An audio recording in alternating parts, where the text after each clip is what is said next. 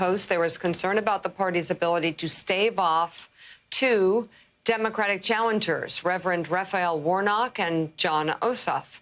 The blunt assessments were made on a November 10th phone call with donors hosted by the National Republican Senatorial Committee. The Post notes that during that call, some expressed particular concern about Georgia's fast-changing electorate, driven by the increasingly liberal Metro and Atlanta region, and the push by 2018 gubernatorial candidate Stacey Abrams to register more Democratic voters, especially in the state's communities of color. According to the Post, Republican leaders also privately described President Trump as a political burden who, despite his false claims of victory, was the likely loser of the 2020 election.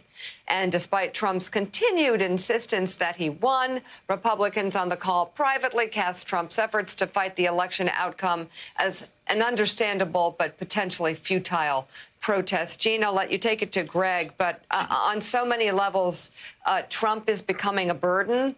And you even heard it in Marco Rubio's voice. Like, I gotta work with Joe Biden. Yes, he's the president.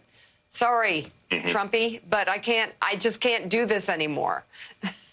Yeah, and more Republicans are gonna have to come to that realization because, yes, they're gonna have to work with Joe Biden, and he's going to be the president of the United States, and that's a big deal. You need to be able to work with the president. But my question with Greg, for Greg, is looking ahead to the January 5th elections.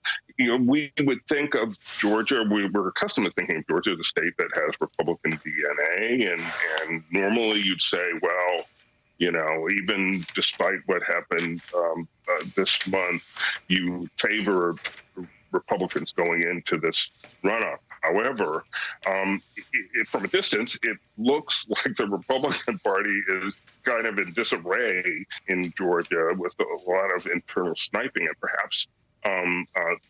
perhaps potential for depressed turnout. And it looks like the Democrats have momentum. How do you read this race as we're going into January?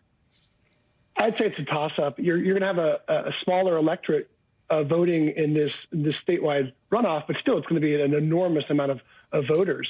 At the same time, Republicans are very concerned that all of Trump's talking about fraudulent election, all these unsubstantiated, baseless claims will depress a segment of the loyal Trump voters. They're still going to have a lot of Republican voters who come out who will be energized, but there might be a segment of Republican voters who are just turned off by all this talk, who believe interviewed voters at different events who say, parrot back those same talking points.